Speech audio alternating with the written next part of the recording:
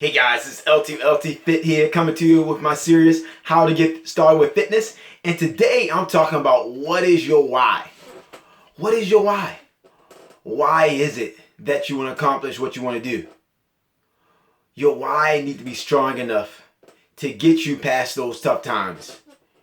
You don't want to pick a goal that you don't have a purpose behind it.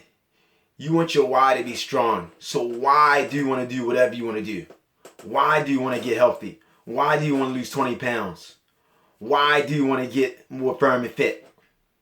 Make sure you have this, because this is what you're going to look back at when times get tough and when your goal get tough. Looking back at your why is what's going to make a difference.